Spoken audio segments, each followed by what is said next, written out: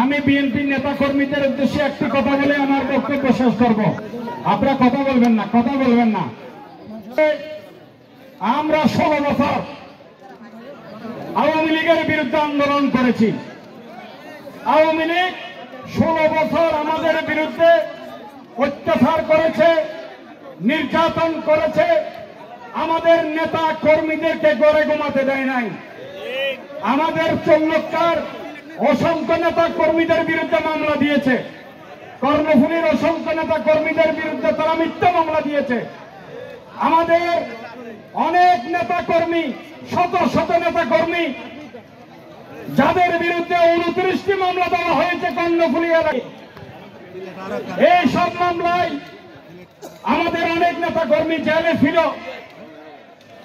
আমাদের অনেক নেতা কর্মী হুলিয়ে নিয়ে মাসের পর মাস, দিনের পর দিন, বছরের পর বছর পালিয়ে বেরিয়েছে।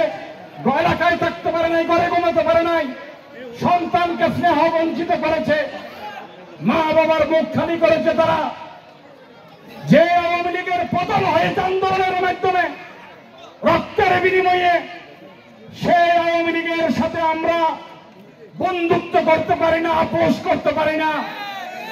সেই আওয়ামী লীগকে আমার বিএনপি করার সুযোগ দিতে পারি না। আজকে আমরা যে আওয়ামী লীগের বিরুদ্ধে আন্দোলন সংগ্রাম করে তাদেরকে, তাদের প্রধানমন্ত্রীকে, মন্ত্রী, এমপিকে, নেতা কর্মীদেরকে আজকে দেশ ত্যাগে আমরা বাধ্য করেছি। সে আওয়ামী লীগের সাথে কোনোদিন আমাদের আপোষ হতে পারে না। সে আওয়ামী লীগের কোন নেতা কর্মীদেরকে সাথে নিয়ে বিএনপির রাজনীতি হতে পারে না।